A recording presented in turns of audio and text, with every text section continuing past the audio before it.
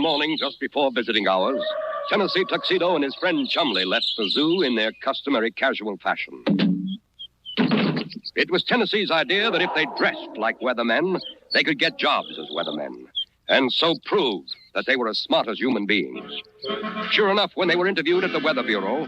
Are you sure you've had experience as weathermen? Of course we're experienced. Don't we look like weathermen? Okay, go ahead. Funny thing, what they really looked like was a penguin and a walrus.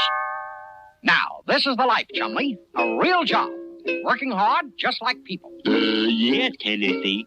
But I wonder when we get our coffee break. No. You said it was going to rain week before last, and it didn't. You said it was going to rain last week, and it didn't. You said it was going to rain this week, and it didn't. My cauliflower crop is drying up. Now I want rain. Now either you make it rain, or I'll be back with this. When you taught me into this job, I didn't know it was going to be so hard on my eardrums. I see. You say you think the weather business is too noisy and you want to go back to the zoo. A good idea. No, Chumley. We're going through with this job. And here's your first assignment. Hop out and make it rain. Okay. Just like I've been saying all along. Nothing to these jobs. Earthquake! Run for your lives! It's... Chumley! Chumley, give me that. Whoops. Gee, Tennessee, I'm terribly, awfully sorry. Did it hurt? You want to know if it hurt? Of course not, Chumley. I always wear this little knot on my head. Now, just what are you doing? Well, it took a little while, but I finally went to the library and found a rainmaking book. I see. So you're making it rain like it says in the book. Let me see that.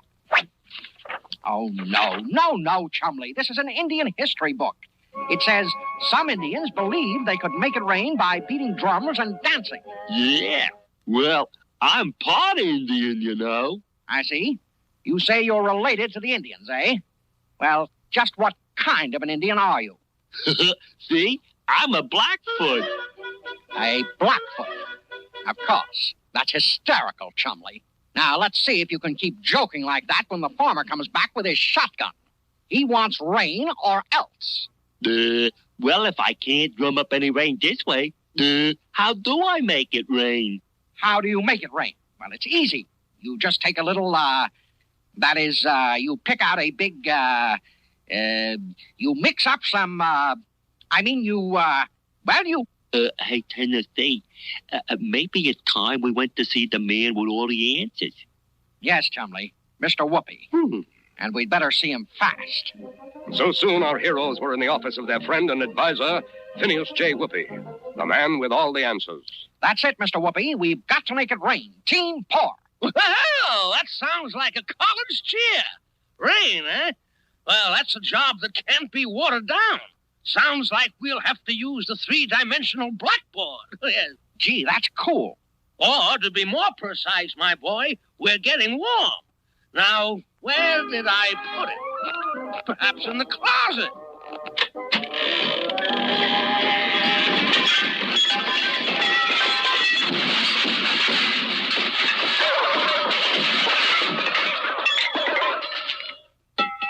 Ah, yes. Let's see. Whoopee! The fabulous, fantastic, flashy, flexible, and infallible 3D BB.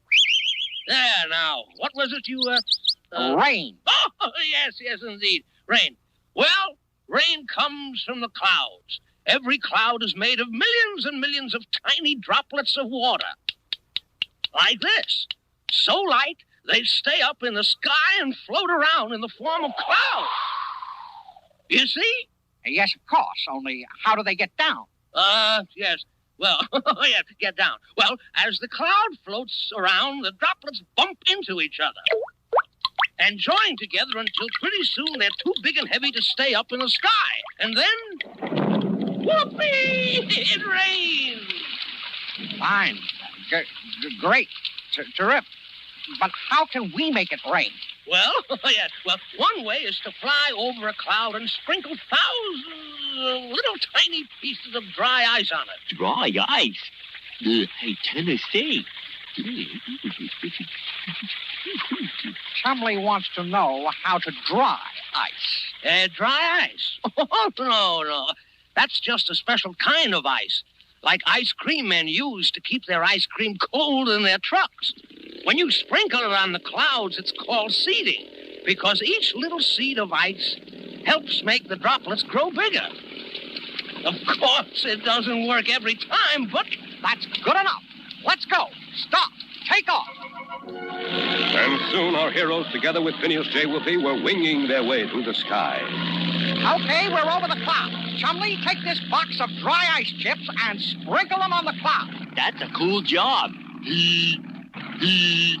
I see, so you think it sounds like an ice idea. Wonderful, Chumley. Now step on it. No, Chumley, no. Don't step on the cloud, you clod.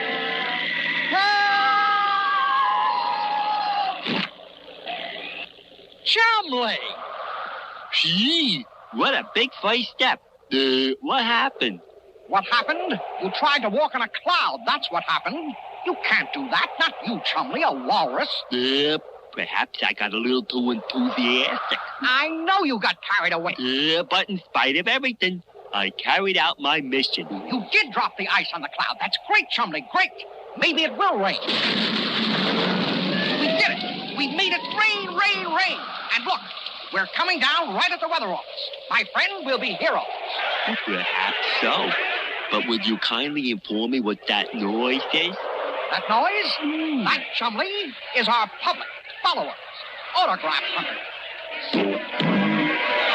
There they are. They're the ones who made it rain. Ruined my New Hampshire. Ruined my fishing. Ruined my golf game.